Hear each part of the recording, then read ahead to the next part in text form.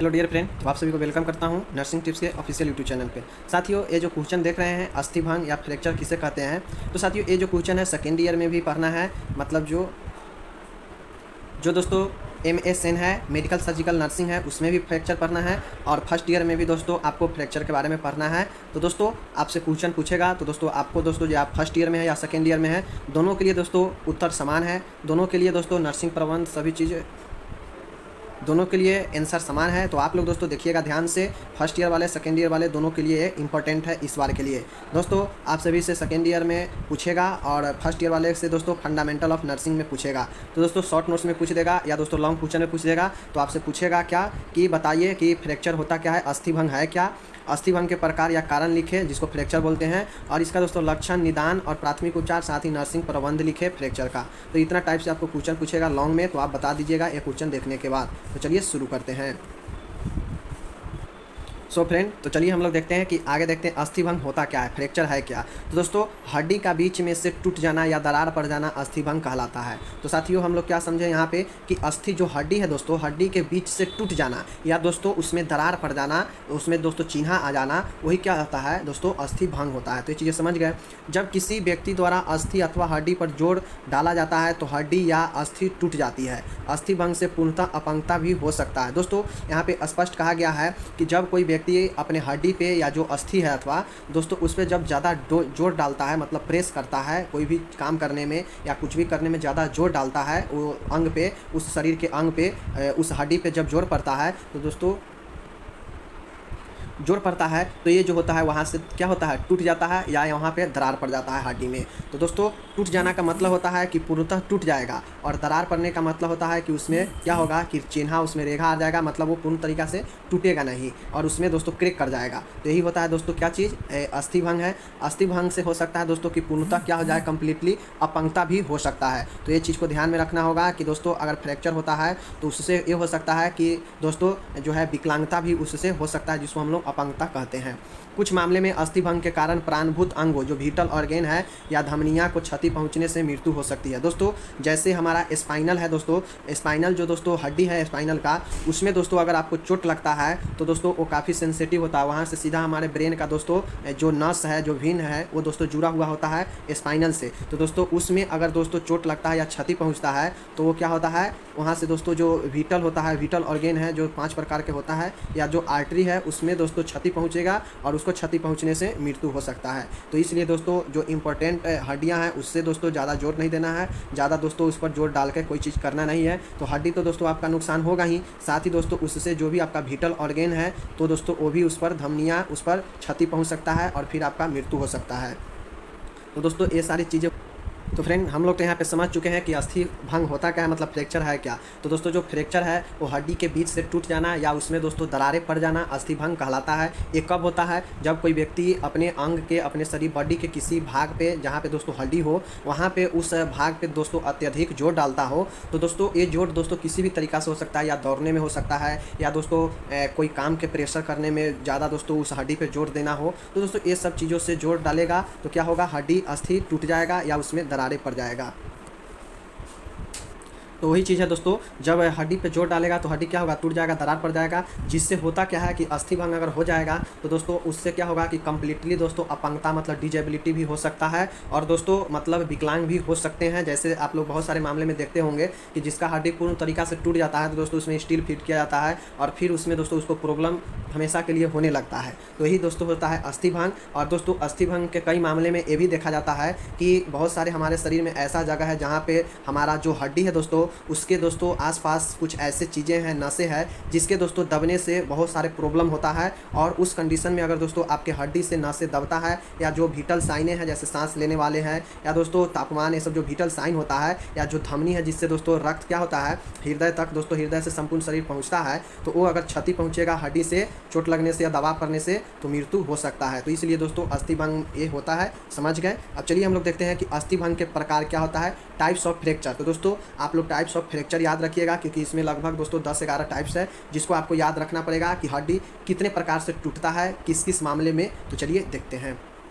तो साथियों जो पहला प्रकार है पूर्ण अस्थि भंग मतलब कंप्लीट फ्रैक्चर। दोस्तों नाम से स्पष्ट है कि कंप्लीट फ्रैक्चर। इस तरह के अस्थि भंग में हड्डी पूरी तरह से टूट जाता है एवं दोनों टुकड़ों के बीच में कोई संबंध नहीं रहता है। दोस्तों कंप्लीट फ्रैक्चर मतलब कंप्लीट फ्रैक्चर का मतलब क्या होता है कि पूर्णतः टूट जाना। जो हड्डी होगा दोस्तों वो हड्डी दो टुकड़ों में बट जाएगा, उसके बीच में दोस्तों कोई जरा सा भी लगाव नहीं रहेगा, कंप्लीटली वो भंग हो जाएगा मतलब टूट जाएगा, तो ही होता है पूर्ण अस्थि भंग। ये चीज़ हो गया। दूसरा है अपूर्ण अस्थि भंग मतलब इनकम्प्लीट फ्रैक्चर। तो पहला क्या है पूर्ण, दूसरा अपूर्ण। इस प्रकार के अस्थि भंग में हड्डी के क्रॉस सेक्शन के एक भाग में दरार पड़ता है। दोस्तों ये जो अपूर्ण अस्थि भंग है ये दोस्तों नॉर्मल इसमें फ्रैक्चर होगा और इसमें दोस्तों दरार पड़ेगा, मतलब हड्डी दोस्तों कहीं ना कहीं आपको जुड़ा रहेगा लेकिन उसके हड्डी के दोस्तों किसी साइड से उसमें दरार पड़ जाएगा, तो वो हो जाएगा इनकम्प्लीट अस्थि भंग। तो ये हो गया। तो वही कहता है कि इस प्रकार के अस्थि भंग में हड्डी के क्रॉस सेक्शन के एक भाग में दरार पड़ जाएगा। मतलब क्रॉस सेक्शन में मतलब जो दोस्तों क्रॉस होता है ना इस पार से उस पार में, वो दोस्तों किसी साइड में इस पार से उस पार तक चिन्हा हो जाएगा, मतलब उसमें दोस्तों क्रैक हो जाएगा। तो यही चीज़ें है अपूर्ण अस्थि भंग। अब फ्रेंड यहाँ पे आप सभी देख सकते हैं क्वेश्चन है तीसरा है पहला था क्या कि पूर्ण, दूसरा अपूर्ण, अब तीसरा क्या है दोस्तों साधारण अस्थि भंग मतलब सिंपल फ्रैक्चर। तो दोस्तों यह सबसे समान अस्थि भंग है, इसमें त्वचा में कोई घाव नहीं होता है। दोस्तों आप लोग देखते होइएगा कि बहुत सारे केस में होता क्या है कि अगर हड्डी पूर्ण रूप से टूट जाता है तो देखते होइएगा उसके जो स्किन होता है जो त्वचा है उसमें भी दोस्तों घाव आ जाता है। तो उसमें होता क्या है, लेकिन ये जो सिंपल फ्रैक्चर में होता क्या है कि यह सबसे समान अस्थि भंग है, मतलब बिल्कुल नॉर्मल है। इसमें दोस्तों जो स्किन है स्किन पे कोई घाव नहीं होता है। तो साधारण में क्या याद रखिएगा कि यह अस्थि भंग का समान रूप है लेकिन इसमें घाव स्किन पे नहीं होता है। तो ये चीज़ होता है साधारण में, साधारण अस्थि भंग। नेक्स्ट है चौथा है दोस्तों खुला अस्थि भंग या विशेष अस्थि भंग, इसको हम कहते हैं। चौथा है जो दोस्तों ओपन फ्रैक्चर या इसी को हम कहते हैं कंपाउंड फ्रैक्चर। तो ध्यान में रखिएगा दोस्तों, पहला क्या था पूर्ण, दूसरा अपूर्ण, तीसरा साधारण, चौथा क्या है ओपन या विशेष अस्थि भंग। तो दोस्तों जो ओपन फ्रैक्चर होता है या कंपाउंड फ्रैक्चर है जिसको हम लोग विशेष या खुला अस्थि भंग बोलते हैं, इस अस्थि भंग में त्वचा चोटिल होती है एवं घाव अस्थि तक पहुँच जाता है। दोस्तों इसमें होता ये है कि मानिए अगर दोस्तों जो आपका अस्थि है उसमें दोस्तों मानिए अगर आपको ऊपर चोट लगा है तो दोस्तों उसका असर अंदर तक जाएगा, मतलब आपका त्वचा भी डिफेक्ट होगा, इफेक्टेड होगा ही, साथ ही दोस्तों त्वचा पे घाव होने के साथ आपका जो घाव है वो हड्डी तक पहुंच जाता है। तो ये होता है खुला अस्थि भंग यानी विशेष अस्थि भंग। मतलब इसमें सीधा समझिए कि इसमें जो घावे हैं खुला अस्थि भंग में कि अस्थि खुला रहेगा, मतलब यहाँ पे त्वचा हट गया रहेगा और अस्थि दिखाई देगा, तो ही होता है खुला अस्थि भंग। तो ये चीज़ें समझ गए। तो यही कहता है कि इस अस्थि भंग में त्वचा चोटिल होती है एवं घाव अस्थि तक पहुँच जाता है। तो ये चीज़ें हो गया। अब दोस्तों याद रखिएगा पांचवा है कच्ची अस्थि भंग मतलब दोस्तों ग्रीन स्टिक फ्रैक्चर। दोस्तों जो पांचवा है कच्ची अस्थि भंग, इसमें हड्डी इस प्रकार टूटती है कि केवल एक ओर की तंतुकला टूट जाती है और हड्डी झुकी हुई दिखाई पड़ती है। दोस्तों ये जो कच्ची अस्थि भंग है तो इसमें होता क्या है कि इस प्रकार के अस्थि भंग में हड्डी जो है केवल एक ओर से टूटता है और एक ओर से वो क्या होता है लगा हुआ रहता है और वो एक ओर से टूटने के कारण वो क्या होता है वो झुक जाता है। तो यही है झुकाई दिखता है एक ओर से लेकिन टूटी हुई मालूम नहीं पड़ता है। दोस्तों एक क्या होता है हल्का मुड़ जाएगा लेकिन लगेगा नहीं कि ये टूटा हुआ है। तो कच्ची अस्थि भंग में ही होता है कि इस प्रकार से टूटता है कि केवल एक ओर का दोस्तों भाग जो है टूटेगा, मतलब दोस्तों उसमें कोई अस्थि भंग हो जाएगा और एक साइड से बिल्कुल सही रहेगा और ये झुका हुआ दिखाई देता है लेकिन ये मालूम पड़ता है कि ये टूटा हुआ नहीं है। इस प्रकार से एक कच्ची अस्थि भंग होता है। इस प्रकार के अस्थि भंग अधिकतर बच्चों में होता है। दोस्तों जो बच्चा का हड्डी होता है वो नरम होता है वयस्कों के मुकाबले। तो ये जो कच्ची अस्थि भंग है ये ज़्यादातर बच्चों में होता है क्योंकि बच्चा का दोस्तों हड्डी टूटने के बाद हल्का झुक जाता है, उसमें क्रैक आ जाता है और झुक जाता है एक साइड से, लेकिन ये मालूम नहीं पड़ता है कि वो हड्डी टूटा हुआ है, ऐसे देखने पे मालूम नहीं पड़ता है लेकिन अंदर से वो क्या होता है उसमें फ्रैक्चर रहता है। तो ये हो जाता है कच्ची अस्थि भंग। कच्ची अस्थि भंग सीधा है कि दोस्तों एक ओरी से उसमें इफेक्ट होगा मतलब टूटेगा और एक ओरी से वो क्या होगा वो आपस में जुटा हुआ रहेगा और वो झुका हुआ दिखाई देगा लेकिन ये मालूम नहीं पड़ेगा कि ये टूटा हुआ है। और ये अधिकतर दोस्तों किस में होगा बच्चों में। तो 5 प्रकार के हम लोग देख चुके हैं अस्थि भंग। अब दोस्तों यहाँ पे हम लोग छठा देखते हैं। दोस्तों जो छठा है अनुप्रस्थ अस्थि भंग मतलब ट्रांसफर फ्रैक्चर। यहाँ दोस्तों जो दोस्तों यहाँ पे है, यहाँ पे देखिए छठा में है कि अनुप्रस्थ अस्थि भंग मतलब ट्रांसवर्स फ्रैक्चर। इसमें अस्थि भंग सारी हड्डियाँ के आर पार होता है। दोस्तों ये जो अनुप्रस्थ अस्थि भंग है इसमें अस्थि भंग सारी हड्डियों के आर पार होता है। मतलब दोस्तों देखते होइएगा कि जब कोई व्यक्ति एक्सीडेंट करता है तो हड्डी है इस पार से उस पार निकल जाता है फ्रैक्चर होकर टूट कर, तो वही होता है दोस्तों अनुप्रस्थ अस्थि भंग मतलब ट्रांसफर फ्रैक्चर। मतलब फ्रैक्चर जो होगा वो अस्थि एक दूसरे के आर पार कर जाएगा, इसमें सारी हड्डियों के पार कर जाता है, तो वही होता है दोस्तों अनुप्रस्थ अस्थि भंग। सीधा याद रखिएगा कि अनुप्रस्थ अस्थि भंग वो होता है, ट्रांसवर्स फ्रैक्चर वो होता है जिसमें हड्डियां टूटने के बाद सारी हड्डियों को आर पार कर देता है। सिंपल है। सातवां है तिरछा अस्थिभंग मतलब ऑब्लिक फ्रैक्चर। तो ऑब्लिक फ्रैक्चर में होता क्या है, इसमें हड्डी के आर पार तिरछी टूटी हुई टूट जाती है। दोस्तों ये जो तिरछा अस्थिभंग है नाम से स्पष्ट है ऑब्लिक फ्रैक्चर कि इसमें जो हड्डियाँ टूटता है ना दोस्तों वो तिरछी रूप से टूटता है, मतलब नुकीला बन जाएगा, तिरछी हुई टूटा हुआ दिखाई देगा। तो ये होता है तिरछी अस्थिभंग। आठवां है दोस्तों स्पाइनल अस्थिभंग मतलब स्पाइरल दोस्तों फ्रैक्चर। तो स्पाइरल फ्रैक्चर में होता क्या है कि हड्डी के बेलनाकार भाग के मध्य, दोस्तों जो हड्डी होता है आप लोग जानते हैं कि हड्डी हमारा बेलनाकार होता है, चपटा हुआ भी होता है और दोस्तों पतला हुआ भी होता है। तो जो हड्डी बेलनाकार भाग है दोस्तों उसके मध्य के चारों ओर टूट जाता है दोस्तों। मतलब जो मानिए जैसे ये दोस्तों हड्डी मानिए इसको, ये दोस्तों मानिए इसको क्या चीज़, इसको हड्डी मानिए, ये मानिए दोस्तों बाँह का हड्डी है। तो दोस्तों ये जो बेलनाकार ही है, बेलनाकार हड्डी है, तो दोस्तों इसके मध्य भाग मतलब ये जो भाग बिचला भाग है इसके दोस्तों चारों ओर क्या होगा, टूट जाएगा, इसके चारों ओर टूट जाएगा। तो ही कहता है स्पाइरल मतलब दोस्तों बेलनाकार भाग के बीच में टूट जाएगा चारों ओर से, वो होता है स्पाइरल अस्थिभंग। तो समझ गए, ये बेलनाकार है देख रहे हैं, इसके मध्य में टूटा हुआ चारों ओर से हो जाएगा तो ये होगा स्पाइरल अस्थिभंग। तो समझ गए। अनुप्रस्थ अस्थिभंग में क्या होगा कि सभी हड्डियाँ टूटकर सभी हड्डियाँ का आर पार हो जाएगा। तिरछा में हड्डी टूटने के बाद तिरछा रूप से हड्डी टूटेगा तो होगा तिरछा अस्थिभंग। स्पाइरल में होगा कि बेलनाकार जो हड्डी है उसके बीच में मध्य भाग में चारों ओर से टूटा हुआ पाएगा तो ये स्पाइरल अस्थिभंग जो कि आठवां है।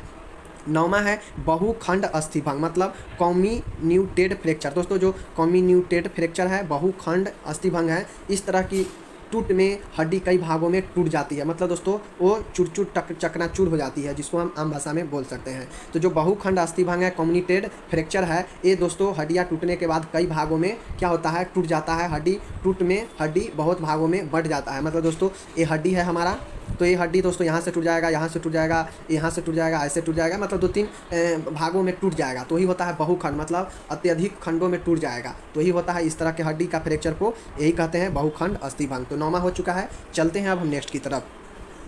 तो दोस्तों यहाँ पे देख सकते हैं आप लोग 10वां में स्पष्ट रूप से है कि धंसा हुआ अस्थिभंग मतलब डिप्रेस्ड फ्रैक्चर। दोस्तों जो डिप्रेस्ड फ्रैक्चर है धंसा हुआ अस्थिभंग 10वां भाग है, इसमें हड्डी टूटकर अंदर फंस जाता है। इस प्रकार का अस्थिभंग ज़्यादातर खोपड़ी के और चेहरे की हड्डियाँ टूटने पर होता है। दोस्तों ये जो धंसा हुआ अस्थिभंग 10वां जो इसका प्रकार है, इसमें देखिए लिखा हुआ है कि इस प्रकार का हड्डियाँ टूटने के बाद क्या होता है, वहीं पर फंस जाता है, अंदर ही धंस जाता है या फंस जाता है। और ये जो ज़्यादातर होता है दोस्तों, अगर आपके ब्रेन में चोट लगा है और ब्रेन का खोपड़ी का हड्डी टूट गया है तो दोस्तों टूटने के बाद वो तो बाहर निकलता नहीं है, तो वो अंदर ही फंस जाता है। उसके बाद आपका चेहरे पे चोट लगा है दोस्तों, अगर चेहरे का कोई अगर फेस का अगर कोई हड्डी टूटा है तो वो क्या होगा, टूट के अंदर भी फंस सकता है। तो इस प्रकार के ज़्यादातर खोपड़ी और फेस के हड्डी चेहरे के हड्डी में होता है धंसा हुआ अस्थिभंग। तो समझ गए ये चीज़ें। अब दोस्तों हम लोग देखते हैं प्रकार हो चुका है। अब अस्थिभंग के कारण, अस्थिभंग के क्या कारण हो सकते हैं, क्योंकि हम लोग को कारण, लक्षण, ट्रीटमेंट और प्रबंध सब देखना है। तो चलिए देखते हैं कि अस्थिभंग के क्या कारण हो सकते हैं, कॉज ऑफ फ्रैक्चर। तो दोस्तों अस्थिभंग होने के कई कारण हो सकते हैं, क्या क्या कारण है तो चलिए हम लोग देखते हैं। पहला है प्रत्यक्ष चोट मतलब डायरेक्ट वायलेंस। दोस्तों प्रत्यक्ष चोट का मतलब होता है कि धक्का या चोट लगने के कारण या किसी उपकरण की वजह से चोट लग जाती है और हड्डी टूट जाती है या अस्थिभंग हो जाता है, जैसे हथौड़े की चोट लगने से या गाड़ी के पहिए से कुचल जाने से। दोस्तों पहला अस्थिभंग के जो कारण है वो है प्रत्यक्ष चोट मतलब डायरेक्ट वायलेंस, मतलब आपको डायरेक्ट किसी भी चीज़ से क्या होगा, चोट लग जाएगा। मतलब आप दोस्तों चल रहे हैं, आपके ऊपर गाड़ी का पहिया चल जाएगा, या दोस्तों हथौड़ा से आप मार रहे हैं और हथौड़ा आपके हाथ पे पड़ जाएगा। तो वो सब क्या है, डायरेक्ट आप किसी चीज़ से अपने ऊपर या अपने चीज़ को नुकसान पहुँचा देता है दोस्तों। और तो दोस्तों यही होता है कि प्रत्यक्ष चोट मतलब किसी भी चीज़ से आप टकरा जाएंगे डायरेक्टली, आमने सामने, हथौड़ा से चोट लग जाएगा, गाड़ी के पहिए से कुचल जाइएगा, तो दोस्तों ये डायरेक्ट होता है, डायरेक्ट से आप होंगे फ्रैक्चर। उसके बाद है दूसरा है, देखिए यहाँ पे मांसपेशियों के बल द्वारा मतलब मस्कुलर एक्शन, मतलब दोस्तों मांसपेशियों के समूह पर दबाव पड़ने की वजह से हड्डियों से जुड़े हुए तंतुओं के साथ हड्डियों के टुकड़े भी साथ में खिंच जाते हैं, जैसे मांसपेशियों में झटका लगने की वजह से घुटने की चक्की का टूट जाना। तो दोस्तों ये चीज़ें हैं। दोस्तों यहाँ पे कह रहा है कि मांसपेशियों के बल द्वारा मतलब जो आपका दोस्तों मस्कुलर है उसके एक्शन से, जैसे कि दोस्तों मांसपेशियाँ का हमारे शरीर में समूह जो है उसके दबाव पड़ने से आपके हड्डी पर किसी भाव पे दोस्तों अगर मांसपेशी के दबाव पड़ता है तो होता क्या है कि मांसपेशी का जो दोस्तों तंतु होता है, जो दोस्तों एलिमेंट होता है, वो क्या होता है साथियों कि हड्डी के टुकड़े के साथ जो मांसपेशी के दबाव पड़ता है और दोस्तों उसको हम मांसपेशी क्या होता है, मांसपेशी तो दोस्तों प्रत्यस्था होता है, वो इधर से उधर घूम सकता है। तो ही कहता है कि अगर मांसपेशी इधर से उधर घूमने के समूह में अगर दोस्तों उसमें अगर आपका हड्डी भी घूम जाता है तो मांसपेशी उस हड्डी को दोस्तों फिर से वो क्या करेगा, अपने जगह पे ले आएगा, मतलब वो हड्डी भी उसके साथ में वहाँ पे आ जाएगा। जैसे दोस्तों जो घुटना है दोस्तों, वो घुटने में जो चक्की होता है, जो दोस्तों नी कैप होता है, वो दोस्तों अगर मुड़ता है तो मांसपेशी के साथ में मुड़ जा सकता है। तो यही होता है मांसपेशियों के बल द्वारा, मतलब मांस के द्वारा जो आपका मस्कुलर है उसके द्वारा हड्डी पर कुछ इफेक्ट पड़ेगा और हड्डी इधर से उधर हो जाएगा, तो वो होता है मांसपेशी के बल द्वारा हड्डी का अस्थिभंग होना। ये ज़्यादातर दोस्तों होता है घुटने के जो चक्की होता है उसमें घूम जाएगा। तीसरा कारण है दोस्तों अस्थि बलों के बल द्वारा। जो दोस्तों अस्थि बंध है, अस्थि बंध के दोस्तों बल द्वारा, मतलब फोर्स ऑफ लिगामेंट। दोस्तों जब शरीर के किसी जोड़ के मुड़ने से हड्डियों के अस्थि बंधों पर दबाव पड़ने से खिंच जाते हैं, इसके कारण अस्थि में दरार पड़ जाता है। दोस्तों यहाँ पे स्पष्ट लिखा हुआ है कि जब दोस्तों ये अस्थि बंध मतलब जो जोड़ होता है ना दोस्तों, जो लिगामेंट होता है, जहाँ पे हमारा जो जैसे केहूनी हो गया, जैसे पैर का दोस्तों हमारा घुटना हो गया, या दोस्तों नीचे का खिल्ली हो गया, तो एड़ी हो गया, तो ये सब क्या होता है, ज्वाइंट है साथियों। तो ये ज्वाइंट वाले जगह पे क्या होता है दोस्तों, हमारा लिगामेंट जुड़ा हुआ है एक से दूसरे से, तो वो जुड़ने से अगर दोस्तों उसमें कोई खिंचाव आ जाता है और वो लिगामेंट मुड़ जाता है खींचने से, तो दोस्तों उसके कारण जो दरार पड़ेगा हड्डी में वो होगा दोस्तों क्या चीज़, अस्थि बंधों के बल द्वारा, मतलब लिगामेंट के बल द्वारा, फोर्स द्वारा। जैसे ठोकर लगने की वजह से टांग के नीचे का भाग या टखने की हड्डी में दरार पड़ जाएगा। जैसे दोस्तों हमारा जो लिगामेंट है, जो जोड़ है दोस्तों अस्थि बंध का दोस्तों, उसमें के नीचे पैर में या दोस्तों कहीं पे टांग में अगर ठोकर लगता है, तो अगर चोट लगता है उस भाग पे, तो क्या होता है, वो मुड़ जाता है, और मुड़ने से क्या होता है दोस्तों, उसमें दरार पैदा हो जाएगा हड्डी में। तो यही होता है अस्थि बंधों के बल द्वारा। मतलब जो दोस्तों लिगामेंट है, लिगामेंट के फोर्स होगा, मतलब वहाँ पे कोई ठोकर मारेगा, हमारा लिगामेंट क्या होगा, इधर से उधर हो जाएगा, मतलब जो हमारा ज्वाइंट है वो इधर से उधर हो जाएगा और उसमें क्या होगा, फ्रैक्चर हो जाएगा। तो यही चीज़ें होता है कि अस्थि बंध के बल द्वारा। तो ये चीज़ें हो गया। चौथा जो कारण है दोस्तों अप्रत्यक्ष चोट। हम लोग सबसे फर्स्ट में क्या देखे हैं, मतलब डायरेक्ट चोट, डायरेक्ट वायलेंस, और यहाँ पे है इनडायरेक्ट फोर्स, मतलब अप्रत्यक्ष चोट। दोस्तों जब किसी व्यक्ति के फैले हाथ के बल गिरने की वजह से हड्डी टूट जाती है या चोट लगे स्थान से हटकर टूट जाती है, तो जैसे हंसली की हड्डी आदि। दोस्तों ये जो होता है आप लोग देखते होइएगा कि अप्रत्यक्ष चोट वही होता है जिसमें दोस्तों आपको जानबूझ के आमने सामने से चोट नहीं लगा है। मतलब आप दोस्तों प्रत्यक्ष में क्या था कि डायरेक्टली आपको चोट लगेगा किसी भी चीज़ से, तो दोस्तों उसमें जो टूटेगा वो होगा प्रत्यक्ष के कारण। दूसरा है अप्रत्यक्ष चोट के कारण, कि जैसे दोस्तों आप अपना हैंड ऊपर फैलाएं एक्सरसाइज करने के लिए, लेकिन दोस्तों अचानक जब आप नीचे गिरा रहे हैं तो दोस्तों उसमें आपको क्या होता है, कभी कभी क्रेक हो जाता है। तो यही होता है अप्रत्यक्ष, मतलब आप दोस्तों जान नहीं रहे हैं कि ये कैसे हो गया, लेकिन दोस्तों वो हो जाता है। तो ही होता है अप्रत्यक्ष चोट, मतलब आपको पता नहीं चला और हड्डियाँ टूट गया, तो ही होता है अप्रत्यक्ष चोट। किसी भी फोर्स के कारण हो सकता है। जैसे दोस्तों हाथ ऊपर किए और हाथ फैलाए और हाथ गिरने वक्त उसमें जो फोर्स लगता है डायरेक्टली, उसमें दोस्तों गिरते वक्त अगर सही से नहीं हुआ तो दोस्तों उसमें मोच आ जाता है, उसमें टूट जाता है, तो ही होता है अप्रत्यक्ष। जैसे दोस्तों जो हमारा कॉलर का बोन है उसमें ऐसे ही होता है। तो ये हो गया चार जो दोस्तों जो कारण है जिसके डायरेक्टली इनडायरेक्टली था, और यहाँ पे दोस्तों था क्या, अस्थि बंध और एक मांसपेशी के बल द्वारा। तो ये चीज़ें हम लोग देख लिए। अब हम लोग यहाँ पे देखते हैं दोस्तों साइन एंड सिम्टम्स। आपसे साइन एंड सिम्टम भी पूछेगा कि बताइए भाई फ्रैक्चर का साइन एंड सिम्टम्स, तभी जाके 10 नंबर देगा। तो दोस्तों दर्द अस्थि भंग का प्रमुख लक्षण है। दोस्तों अगर हड्डी टूटता है तो दर्द तो सबसे पहला होता है कि दर्द होगा। तो दर्द दोस्तों जो अस्थि भंग जो फ्रैक्चर है उसका सबसे पहला सिम्टम्स है, लक्षण है। दूसरा है छूने पर प्रभावित अंग में दर्द। दोस्तों इसका एक और लक्षण होता है कि जहाँ टूटा है उसके आसपास दोस्तों अगर छूते हैं, दबाते हैं तो दर्द करता है। तो दूसरा ये हो गया सिम्टम्स। तीसरा है दर्द लगातार होना व बढ़ते जाना जब तक कि अस्थि के भाग को गतिहीन न किया जाए। दोस्तों अगर जब तक उसमें दोस्तों गतिहीन का मतलब होता है कि उसका ट्रीटमेंट नहीं करेंगे, उस पर बैंडेज नहीं करेंगे, तब तक दोस्तों हिलते डुलते रहेगा हड्डी। तो दोस्तों वही कहता है कि दर्द लगातार बढ़ते जाएगा और दोस्तों जब तक होगा तब तक उसको दोस्तों गतिहीन नहीं किया जाएगा, मतलब उस पर बैंडेज आदि नहीं किया जाएगा। तो ये चीज़ें हैं। 4 है छूने या हिलाने पर दर्द होगा। दोस्तों जो टूटा हुआ भाग है शरीर का उसमें अगर छूते हैं, हिलाते हैं तो उसमें दर्द होगा। 5वां है अस्थि भंग के स्थान पे सूजन आ जाएगा। दोस्तों क्या होता है, हड्डी टूटते ही या क्रैक होते ही क्या होता है, उसमें दर्द उत्पन्न होने के साथ ही वो क्या होता है, आपको फूलते जाता है और ज़्यादा फूलते जाता है। तो ये भी एक लक्षण दिखाई देता है।